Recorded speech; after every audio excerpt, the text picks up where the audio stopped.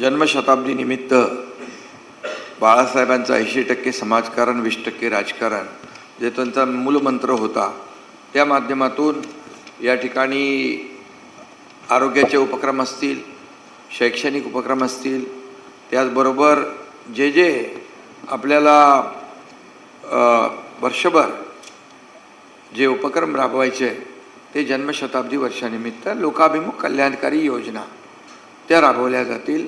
आणि जे बाळासाहेबांना अभिप्रेत होतं ते या संपूर्ण उपक्रमामध्ये असेल।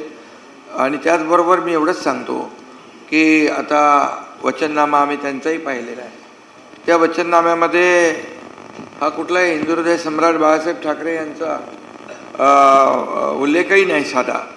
यामध्ये मराठी तरुणांसाठी शिक्षण, रोजगार, उद्योजक यांच्या धोरण राबवण्यात येईल।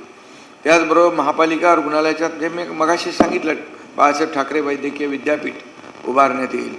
मराठी भाषेला अधिक समृद्ध करण्यासाठी उपाययोजना, ग्रंथालय, सांस्कृतिक केंद्राची संख्या वाढवण्यात येईल। मराठी तरुणांसाठी फेलोशिप सुरू करायची आहे। परवडणाऱ्या घरांचं धोरण मगाशी मी सांगितलं की मुंबईकर मराठी माणूस हद्दपार झाला, त्याला पुन्हा आणायचं आहे। पण मला एवढंच सांगायचं आहे की त्यांच्या वचननाम्यामध्ये साधा मराठीचा उल्लेख आम्ही पाहिलेला नाही, हिंदुत्वाचाही उल्लेख नाही आहे का।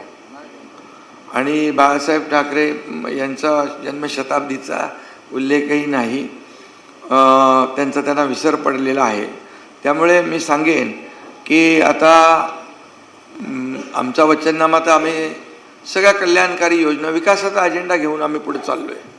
आणि त्यामुळे त्यांचा वचननामा फक्त त्याच्यामध्ये जे दररोज बोलतात टोमणे, तर टोमणेनामा किंवा घोटाळेनामा, टोमणेनामा आणि हलफनामा पाहिजे, टोमणेनामा, हलफनामा, घोटाळेनामा, काय जे काय भलायचं बना, पण आमचा विकासनामा आहे, आमचा वचननामा आहे। आणि त्यामुळे हा फरक आहे। आम्ही लोकांना दिलेला शब्द पाळणार आहोत। मराठीच्या बाबतीमध्ये ते नेहमी सांगतात, परंतु ते मराठीच्या बाबतीमध्ये एकही काम त्यांनी सांगावं, आम्ही 10 कामं सांगतो।